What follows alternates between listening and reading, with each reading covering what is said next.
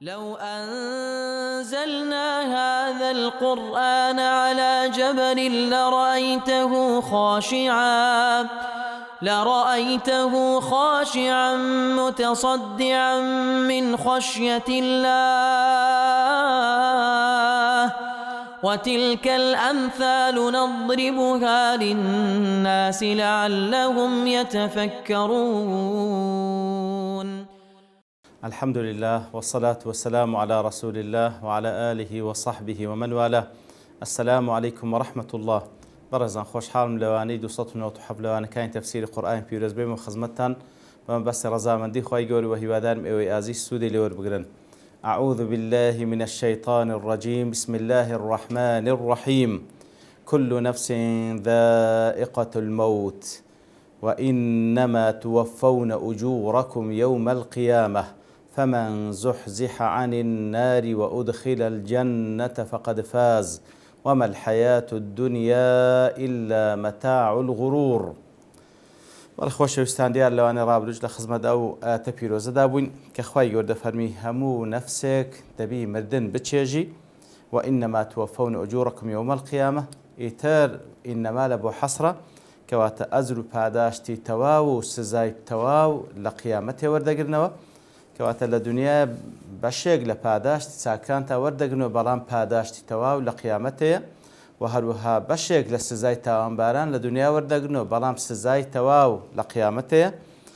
فمن زحزح عن النار وأدخل الجنة فقد فاز. هر كسك لآقر بدور خرايوا وأدخل الجنة وبردرا نو بهشت فقد فاز وبراستي أو كسا سركوتو سرفرازة. وما الحياة الدنيا إلا متاع الغرور. جياني دنيا هي سنية تنها رابواردنيك كوا أو كسا بي هل دخلتي خواه بنام أبدا. يتر درباري أو حديثك كإمام مسلم نسائي وهروها إمام أحمد رواياتيان كردية عبد الله كوري عمر دجيرتو كوا پیغمبر وصلى الله عليه وسلم لحديث اجتريش لو بشي كوا علاقه بو حديثه هذا فرمي من أحب أن يزحزح عن النار ويدخل الجنة. هر كسك بي خوشة لآقر بدور بخريتوا وببردريت بهشت فلتأته منيته وهو يؤمن بالله واليوم الآخر. با أو كسا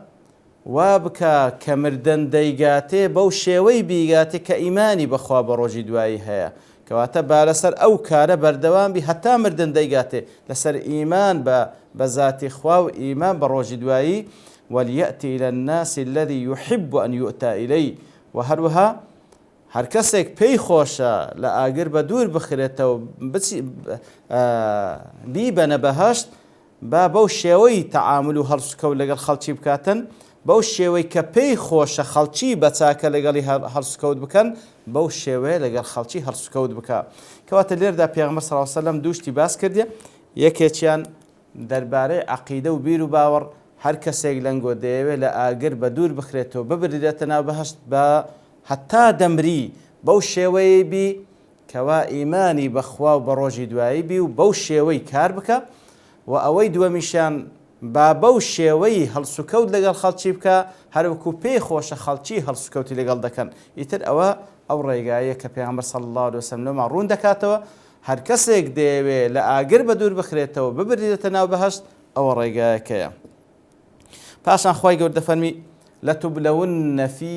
ئەموالکم وئەنفوسکم. خوای گەورە بە لامی تەوکیدی قەسەمی لەتوبلەون وديارة بقسمي مقدر لتبلون وابتلاء دكرين وتعقيد دكرين لمالتان وهروها لنفس خوتان لتبلون في أموالكم وأنفسكم تعقيد دكرين بمالتان بنفس خوتان بمالتان تعقيد دكرين خواي قول سبحانه وتعالى تعقيدان دكاتو بويكوا تكليف تان كزكاة مالكان تان دربكن صدقات لمالكان تان دربكن تعقيد كرينوا وهروها تعقيد كرينوا بويكوا توشي زرر بين زرري مادي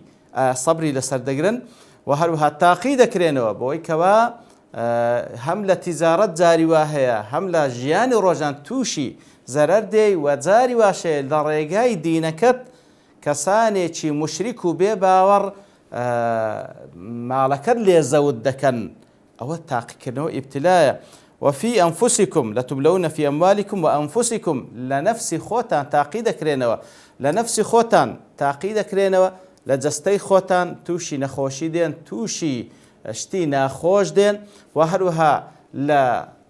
نفسی خۆشەویستانتان لە منداڵەکانتان لە دایک و بابتان لە خوشک و براتان لە خۆشەویستانتان تاقی دەکرێنەوە بۆی کەوا ئەوان نەخۆش دەبن ئەوان دەمرن ئەوان ئەو شتانەیان بەسەر دێ کەوا لە بۆ تو قورسە ئیتر هەموو تاقیکردنەوەیە. ئیتر دیارە ئەو تاقیکردنەوانەش وەکو پێغەمبەر صلی الله عليه وسلم لە حەدیث صحیحدا کە ئیمامی ئەحمەد ڕوایەت کرد دەفەرمی طبعا سعدی کوڕی ئەبی وەقاص دەجێت خوای لێ ڕازی لە پێغەمبەر صلی الله عليه وسلم دەفەرمی یا رسول الله أي الناس أشد بلاء پرسیار لە پێغەمبەر دەکات صلی الله عليه وسلم یا رسول الله چێ لە هەموو کەسێک بەڵاو موسیبەتی زیاتر دێتە سەرێ فقال الأنبياء يكم كاس پیغمبران عليهم الصلاة والسلام ثم الصالحون پاشان پیاو صالحان ثم الأمثل فالأمثل أو جا بدرجة باشتر و باشتر هرچند باشتر بزياتر بلا مصيبة السر يبتلى الرجل على حسب دينه پیاو ابتلاء دكريتوا لقدر دينكي فإن كان في دينه صلابة زيد في بلائه سبحان الله ئەگەر دینەکەی پتە و دامەزراو بی بەلاو موسیبەتی زیاتر دەتسەری وإن كان في دينه رقة خفف عنه بەڵام ئەگەر دینەکەی لاواز بی دینەکەی وانە بی ئەوە خوای گەورە بە فەزڵ و ڕەحمەتی خۆی لەسەری کەمتر دەکاتن وما يزال البلاء بالعبد حتى يمشي على ظهر الأرض وما عليه خطيئة ئیتر بەردەوام بەلاو موسیبەت دێتە سەر بەندە هەتا وای لێ دێ لەسەر ڕووی زەوی دەڕواتن و هیچ گوناه و تاوانی لەسەر نەما کەواتە کاتێکەوە خوای گەورە بەلاو موسیبەت دێنتە سەر پێغەمبەران عەلەیهیمۇ الصەلاة والسەلام لە بۆ ئەوەی کەوا پلە و پایان بەرز کات و ئیمانیان پتەوە و تەحەمولی دەکەن و پلە و پایان پێ بەرز دەبیتەوە لە خوار پێغەمبەرانیش عەلەیهیمۇ الصەلاة والسەلام كالصالحون ثم الأمثل فالأمثل وكو بيغمبر صلى الله عليه وسلم دەفەرمی ابتلا دەکرێن تاقی دەکرێنەوە تاوەکو ببتەمای کەفارەتی گوناهەکانیان هەتا وەکو لە کۆتاییدا دەفەرمی هەتا وەکو وای لێدێ لەسەر ڕووی زەوی دەڕوا و هیچ گوناه و تاوانی لەسەر نییە ئیتر ئەوەش لە ڕوانگەی ڕەحمەتی خوایە سبحانه وتعالى. پاشان ولتسمعن من الذين أوتوا الكتاب من قبلكم ومن الذين أشركوا أذى كثيرا أوجا بلا مصيبة لمالتان لنفستان أوجا لدينتان بوي كواد فرمي لكسانيك لأهل كتاب أواني بيشينغو كتابيان بيبخشرا لجولة كوديانا كان ومن الذين أشركوا لكسانيك مشرك كافر چي تانجولي دبي أذى كثيرا ئێش و ئازارێکی زۆرتان جۆ لێ دەبی واتە بە قسە ئازارتان دەدەن هەم لە ئەهلی کتاب و هەم لە موشریکەکان ئازارتان دەدەن بۆی کەوا هەوڵ دەدەن تاعنە لە دینتان بدەن تاعنە لە پێغەمبەر بدەن صلی الله عليه وسلم تاعنە لە خوا بدەن والعیاذ بالله دیارە ئینسانی ئیماندار لە قەدەر ئیمانەکەی پێ ئازار دەخوا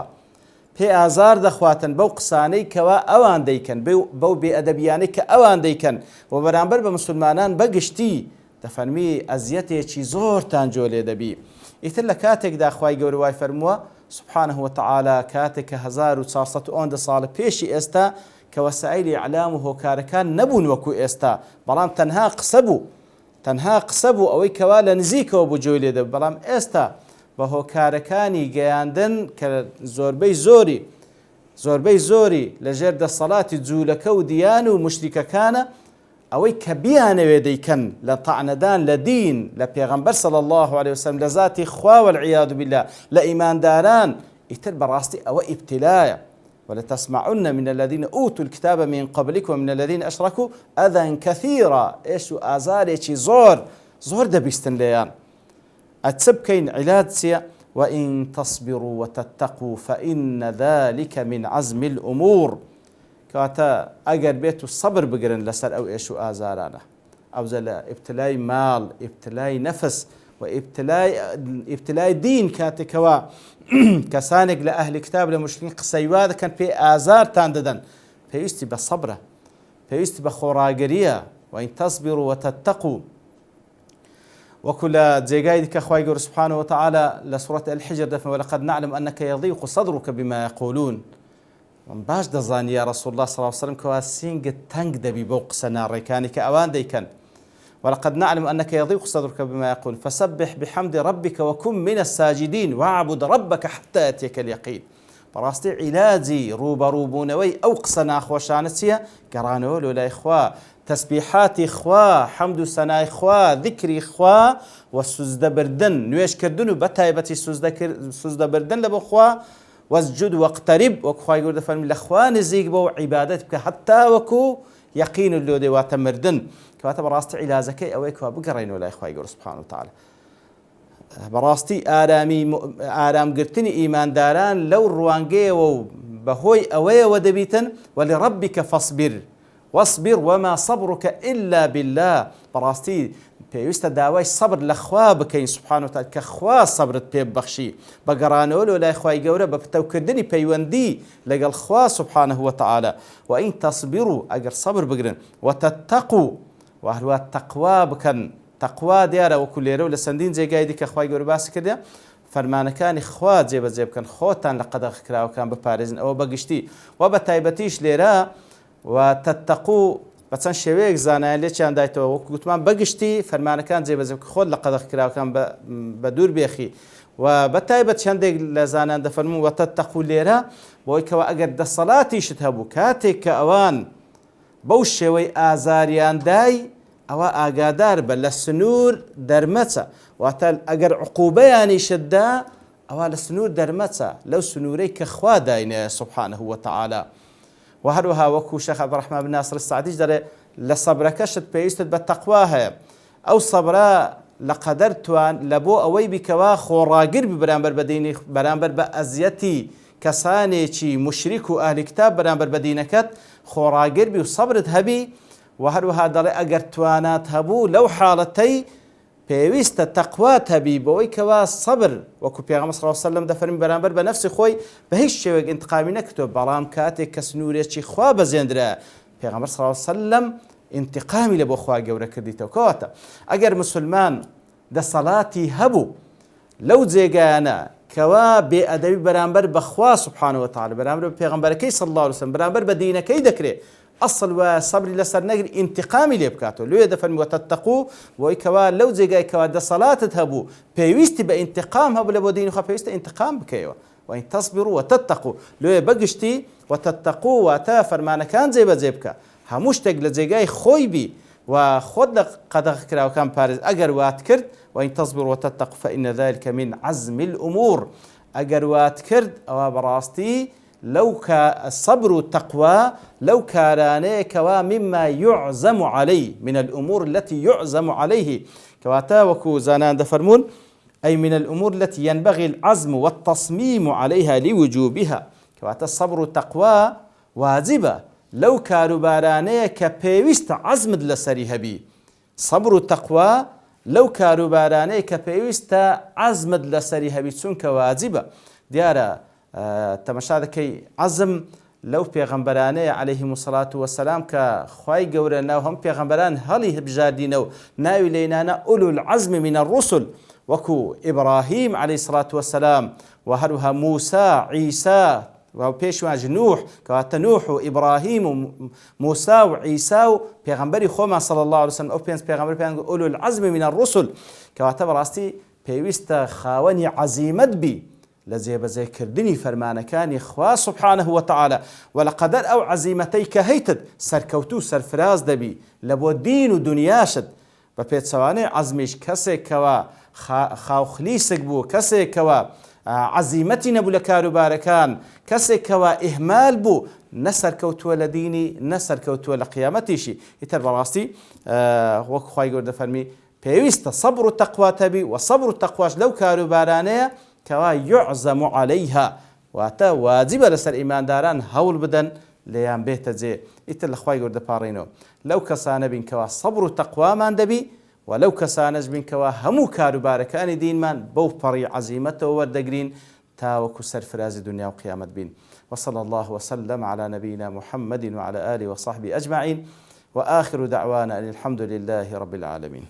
لو أنزلنا هذا القرآن على جبل لرأيته خاشعا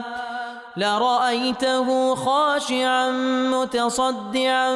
من خشية الله.